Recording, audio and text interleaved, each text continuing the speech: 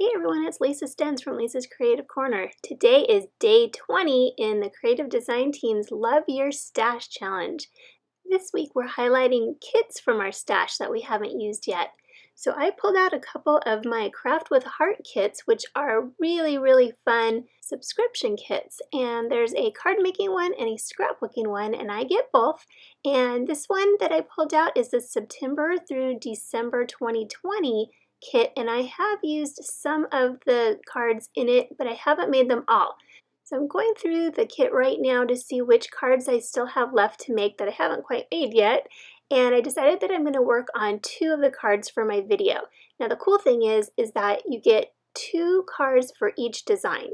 So I'm going to choose 2 of the designs, and then one of them I'm going to make exactly how it's shown in the instruction guide, and the other one I'm going to do something a little bit different. So as you can see, they each have a card base, and then it shows you on these little punch outs which of these little images go with which card. So I'm making card number 4 here, and I'm pulling out each of the little pieces, and they come out so nice and easy. It's really a quick and easy kit. And the nice thing is you can make them exactly like they are in the instruction guide, or you can do what I'm going to do for my second card and spruce it up a little bit and use whatever embellishments or die cuts that you have on hand to use up even more of your stash. So as you can see, the kits each come with a little mini ink pad, a stamp set, and a little mini block. And this block is a little different than our standard size block. It's nice because it's more compact. So you can take this with you on a trip. You can travel with it much easier because it's a little bit smaller and thinner. And the stamp sets are fabulous. They're super great stamp sets, and you can't get the stamp sets anywhere else. So I actually pull out my stamp sets from my Craft with Heart kits and use them quite often on other cards that I make. One of the other things I love about this kit is the card bases. They're already printed and they're really cute, and they're super easy to create. So I'm just pulling out the instruction guide. So I'm going to try to do the best that I can to make it just like it is in the guide. And the great thing about these cards, the way that they're designed, is that they are made to be quick and easy.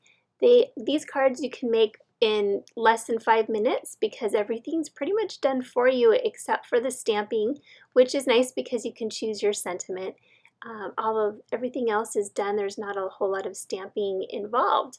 And so I'm just going through every now and then, even though the punch outs come out really easily, every now and then you get a little bit of those little overhangs from a little piece of the perforation, I guess is what you would call it. And so I just trim it off with a pair of scissors, but there's not too much of it on these kits. So you can see here I'm just cutting it off the circle there and just doing my best to line things up. And like I said, when you have the instruction guide and everything already pre-done for you, it makes these cards so quick and easy to make.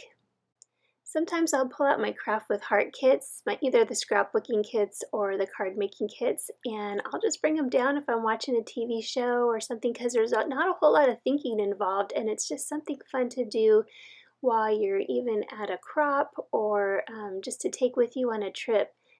Some of the cards in this kit are shaker cards with the star shaker pieces, and so I know that I'm not going to need these inside pieces for those cards. I just use the outside pieces. So we can use some of the inside pieces of the foam for the shaker cards as adhesive for some of these little embellishments. So I just use some for this little rose to pop it up, and now this card is finished.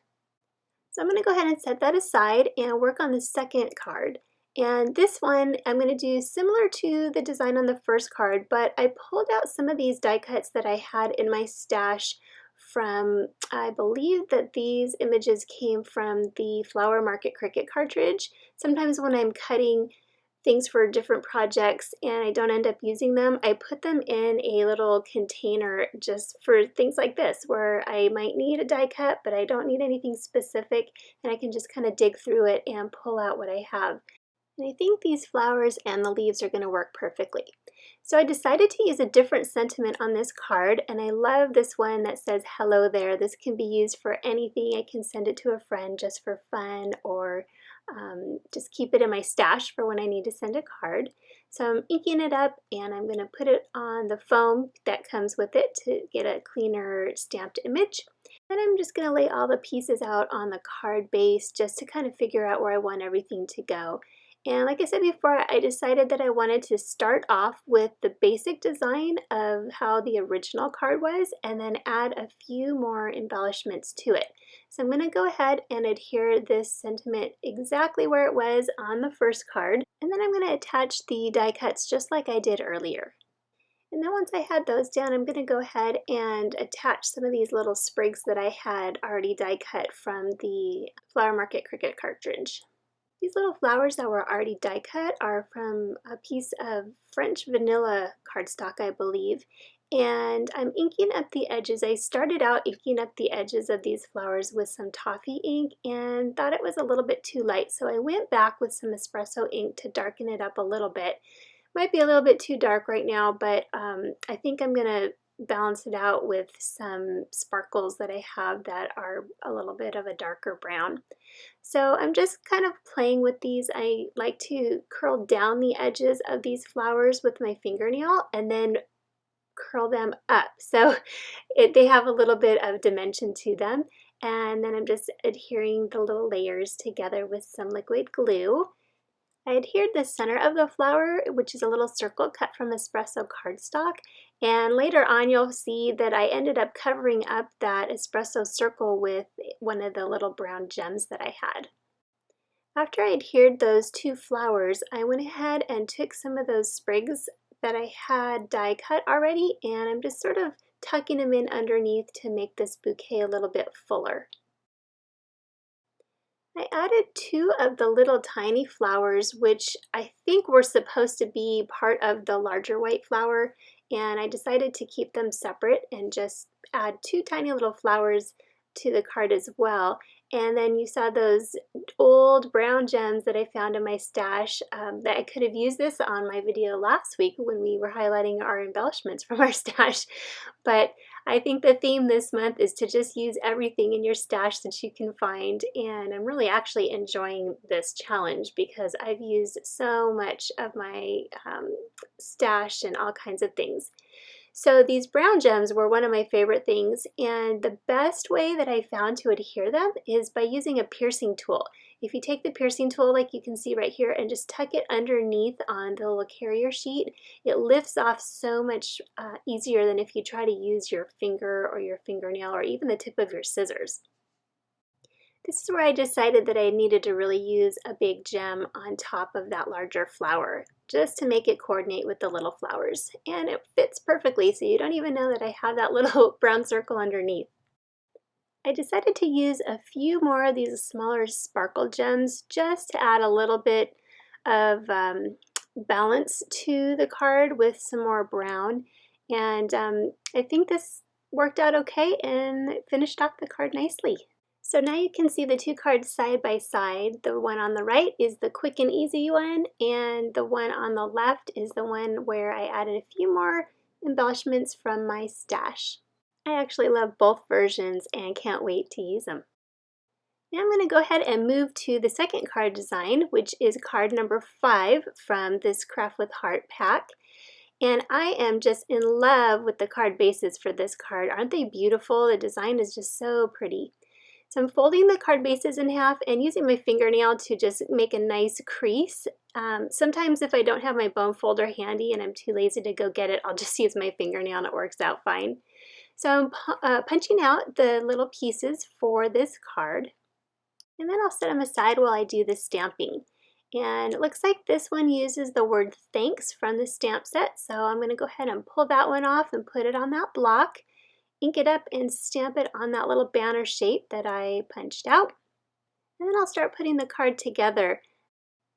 I initially thought that the card was going to be vertical, and then when I looked back on the little instruction guide, I realized that they had the card horizontal. So I started to put everything on, and then I realized, oops, I have it the wrong direction. So once I fixed the orientation and made it horizontal, everything went together really quick and easy, as you can see here. And the card turned out super cute, and again, it was just about 5 minutes to make the card, and it was done.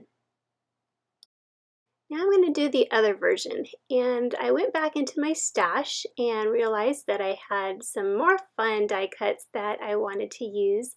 And this little jar is from the Artistry Cricut collection, and I believe it's cut out from a piece of almond cardstock. I decided to make this a vertical card and cut a matted piece of cardstock to put in the background.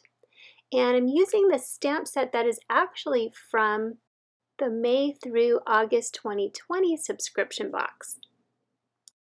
And as I mentioned before, I love these stamps because there's so many different sentiments to use on different projects. And this one, I really liked the small thank you, but as you noticed, it said thank you, thank you, thank you, and I just wanted one thank you. So I don't know if you've cut your acrylic stamps before, but it can be a little scary at first, but don't worry because you can always put them back on the block in the original way that they had initially been intended. But I wanted to not only use just one of the thank yous from that sentiment, I wanted to stack it. So as you can see here, I stacked them on the block and it fits perfectly into my little heart die cut. I stamped it on a piece of scrap cardstock just to make sure that the thank and the U were stacked properly. And as you can see, the U was a little bit too much to the right. So I fixed it and I went ahead and stamped it again on the scrap cardstock just to make sure that it was aligned properly. And I'm kind of a perfectionist when it comes to lining up my sentiments, so I did it a couple of times, and that's what the scrap cardstock is for, just to make sure things are aligned. So once I had it where I thought I wanted it to be, I just made sure it fit perfectly, and it did. So now I'm going to make sure that it fits nicely on this little matted piece of cardstock that I created. And I'm going to use the die cut jar just as a template right now. I'm not gluing anything down. I'm just kind of using it as a placeholder so I know exactly where to stamp the sentiment. So once I stamp it and I have it exactly where I want it on that matted cardstock, I'm going to go ahead and ink up the edges of this jar just to give it a little bit more dimension and not make it look so flat. I just wanted some soft edges, so I'm using the almond ink and a sponge dauber to sponge some ink around the edges. And I was trying to decide just how much ink I wanted. At first I wanted it really light, and then I added a little bit more. You can always add more. So I tend to start light and then build on it, and that's what I did. So it gives it a little bit, it makes it look a little bit more rounded. Now I'm going to use the antique bronze metallic marker to add just a few thin lines at the top to make it look like the jar's lid. Now most of this is going to be covered anyways, but I just wanted to add a few lines just in case a little bit shows. Now I'm going to start building the card. I'm going to adhere this matted piece that I created right on top of the card base, and I love that you can still see a little bit of the scallop color from the background. I decided that I wanted to have that jar popped up a little bit, so I used some more of the center of the foam pieces from that star, and it works nicely because of the different shapes. I can kind of put them in the little nooks and crannies there, and it worked nicely, and it just popped up the jar a little bit and made it even more dimensional. Once the jar was adhered, I could start adding all of the flowers, and I decided to cut up the wreath that came in the die cuts for this card and use them just to sort of fill in the little bouquet. Once I added all of the leaves from that wreath, I had the little letter and the little butterfly that I wanted to figure out where to put. So I tucked that cute little letter in behind the bouquet there, and then I popped up the butterfly with another piece of the foam tape. Now I'm going to add some of the sprigs that I had in my little die cut stash, and I'm just sort of tucking them in like I did on the other card and filling in this bouquet so that it's a little fuller. And that finished up this card. And if you look at the two cards next to each other, the original one where I followed the instructions directly from the instruction guide, this one right here, and this other one where I added my own little die cuts, they're totally different, but yet they use almost all of the same pieces. I hope this inspires you to pull out some of those kits that you have in your stash and put those projects together. Be sure to check out all of the other design team members' videos from this week where they use kits that they have in their stash. I have their video links down below for you, along with links to all of the supplies that I used for my projects today, including a link with information on the Craft with Heart subscription boxes for both the cards and the scrapbooking kits. Thanks so much for watching. Be sure to tune in tomorrow to see Laura's project. Have a great day. See you next time. Bye-bye.